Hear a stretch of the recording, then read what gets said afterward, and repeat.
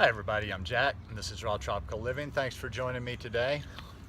I'm just searching out different little locations on the property that I haven't done a video from so far, just to kind of, as much so to have a nice background for the videos, just some, just more memories, because the channel, I'm shooting some video just so I'll have some stuff, to remember the place.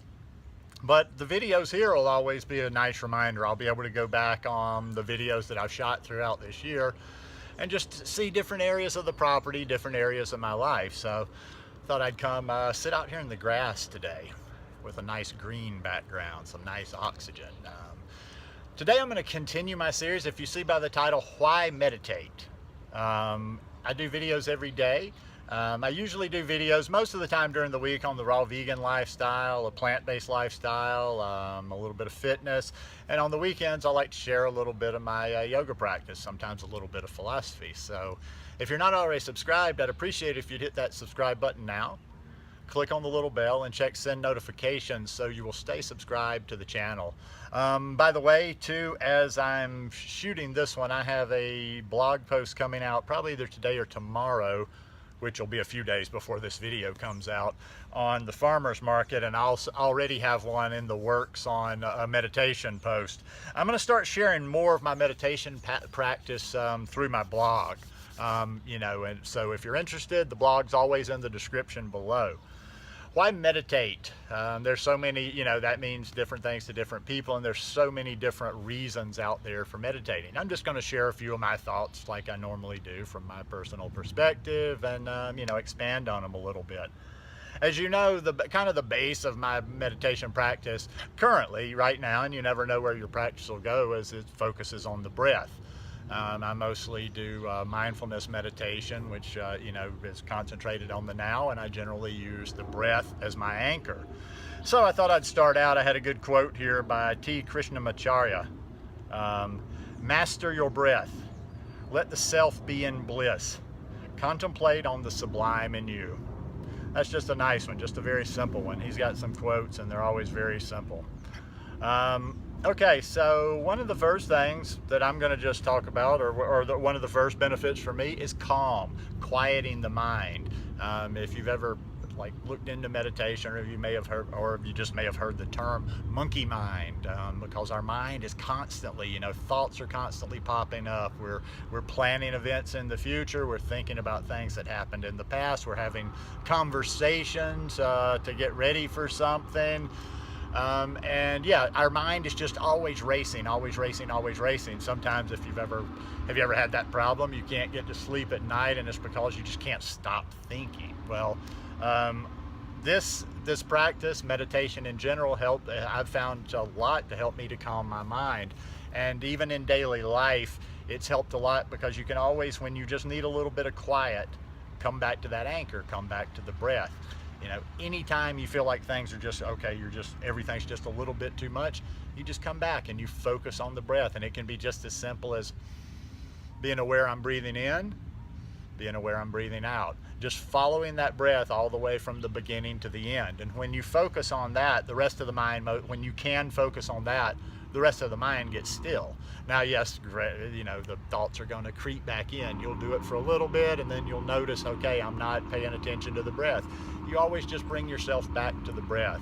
But yeah, so far, this practice in the past 5 months, I'm almost at 5 months of daily practice, has brought me a lot of calm, and I feel like it has helped to quiet my mind, especially since I have so many different things going on. Sometimes when I sit in meditation, it's just like, this is just what I need. I got to turn on, not turn off. I was about to say I need to turn off, but I need to turn off what I'm doing at that moment. You don't turn off your mind, or I don't turn off in meditation. In fact, you're more aware, you're more focused in, but I'm turning off all the chatter, all the superfluous stuff that's not all that important. Another one is spiritual. A lot of people meditate for a spiritual reason, and that can mean whatever it means to you. There's also another quote I was trying to find that a lot of people, they say, in the silence you find God, in the silence you find the universe, in the silence you find source, you find the energy. But it's in that quiet, It's in that quiet that things, that we reflect. It's in that quiet that whatever your beliefs are, that you can hear God, you can hear the universe, you can hear these things, or whether however you want to interpret that. It's just a lot of people find meditation to be a big part of their spiritual practice. And it's just a lot of time when you're, like I say, you're shutting everything out, you're tuned in, you're opening to listening, you're opening to receiving. So like I say, all of these, I'm not saying everybody gets all these benefits or interested in every one of these benefits, and there's a lot of different benefits out of here, but just something else that's important to me.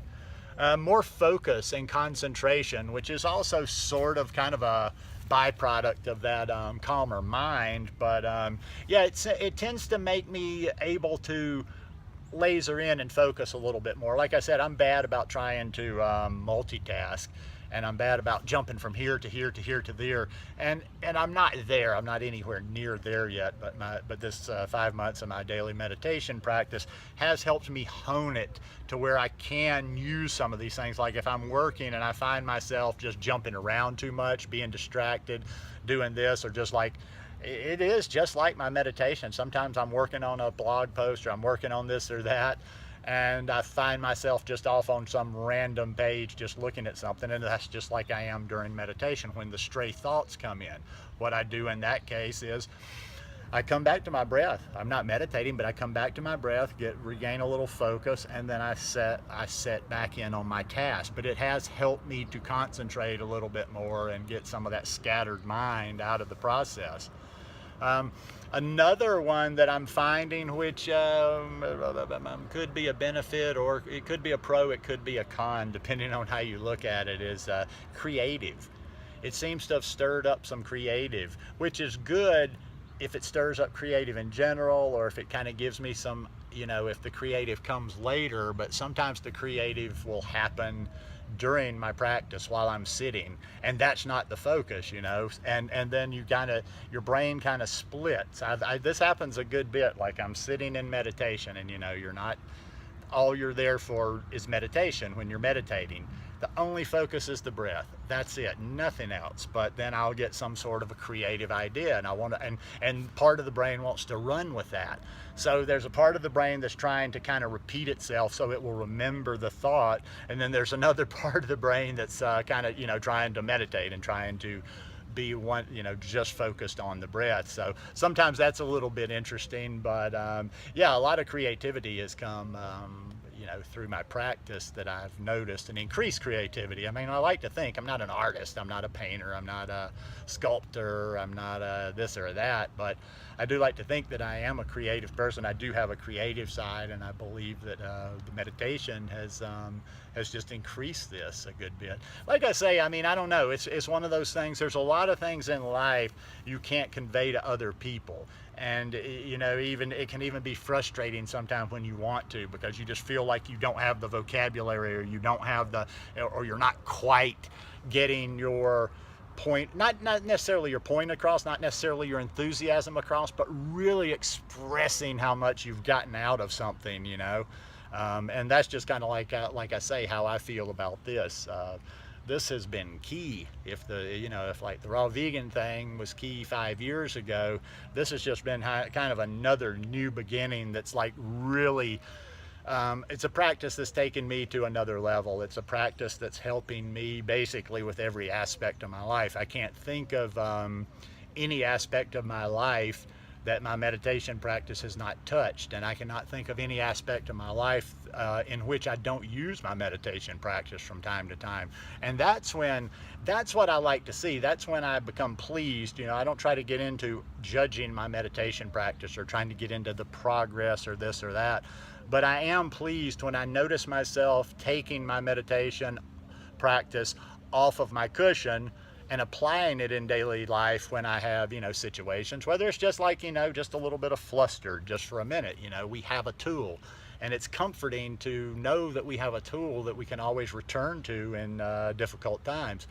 As I'm shooting this, today happens to be the 4-year anniversary. I had a friend on Facebook that, one of those things popped up from a certain time, and his anniversary. I mean, his popped up from 4 years ago today, and it was the day that I got popped in Panama. It was the day I got locked up and started me on that little 3-week adventure I was on. And you know, it just made me think, you know, I was meditating back then. I don't know why I didn't stick to it then. You know, that was a very, very influential event in making me who I am now. I had been raw for about 1 year when I went into there, and that was a huge part of my rebirth into this different person, a totally different person than how I had lived before. And meditation was a huge part of it. And I did every type of meditation. I mean, I can't remember going in if I had been meditating fairly regularly, but everything was a meditation. All I did when I was in there was I meditated, I prayed, I wrote, I read, and sometimes the prayers and the meditations kind of blended a little bit. I wasn't doing it exactly like they do it, but I was doing there's a meditation where you do the fingers, and there's sounds that are associated with this. I was reciting prayers and just pieces and stuff, but yeah, the meditation kind of got me through that place and kind of taught me who I was, but for some reason I didn't settle into it. I guess in this life, you know, we settle into things, whether it's food, whether it's certain practices, even though we've dabbled before, we settle in at the time that's right, or we settle in when it's really necessary. So anyhow, that's just kind of some thoughts today. You know, I've been doing this series on mindfulness and meditation and what have you, and I just thought I would just kind of go back to the very basic, why meditate. So anyhow, hope you guys enjoyed this one. If you like it, please give me a thumbs up. When you're watching this, I hope you're having a wonderful weekend, and I will see you again tomorrow. Love you guys. Peace.